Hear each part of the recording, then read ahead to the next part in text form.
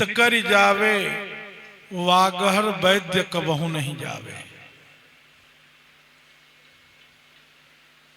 ये तो हुआ 12 महीने में क्या लेना है। अब सुनिए इन महीनों में क्या नहीं लेना है।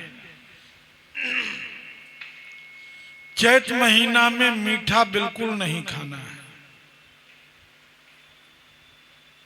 गुड़ तो एकदम नहीं, और चीनी तो कभी नहीं खाना है। चीनी तो एकदम त्याज्य है जीवन भर के लिए, बालक बूढ़ नर नारी सबके लिए। आदमी नहीं मानता है, इसीलिए शुगर का पेशेंट हो जाता है। तब मान जाना पड़ता है, तब डॉक्टर पैसा भी लेंगे, चीरे फाड़ेंगे और फिर मना देंगे। गुड़ लेना है, लेकिन चैत में गुड़ नहीं ले सकते।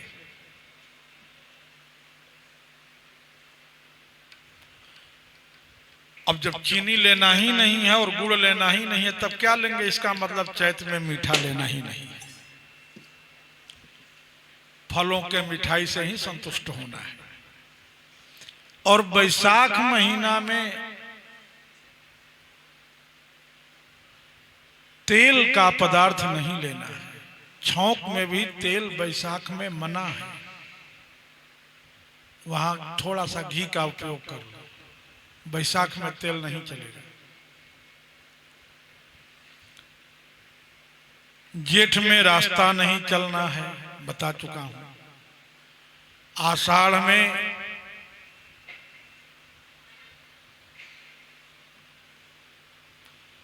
बेल का फल नहीं ले सकते। जो बैसाख में लेना है वो आषाढ़ में नहीं लेना है। श्रावण महीने में साग नहीं लेना है। ये पत्ते वाले जितने साग हैं, यद्यपि इनमें बड़े गुण हैं, लेकिन सावन भर इनको 30 दिन नहीं लेना है। दही में बहुत बड़े बड़े गुण हैं, लेकिन भादों में 30 दिन दही बिल्कुल नहीं लेना है।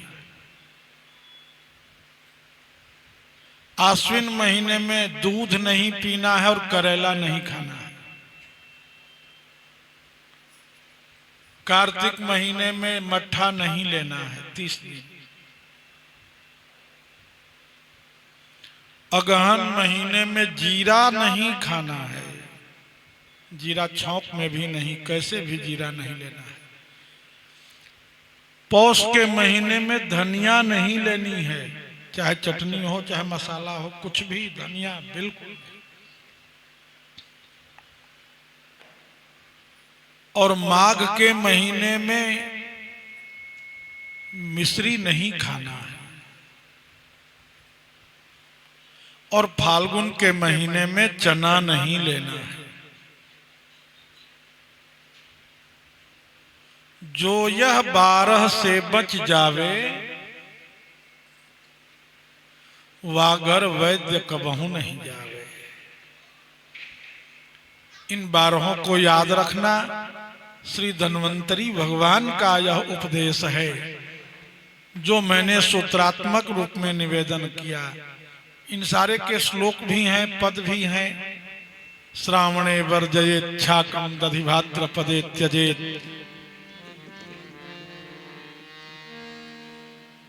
आश्विने दुग्ध त्याज्यम वै,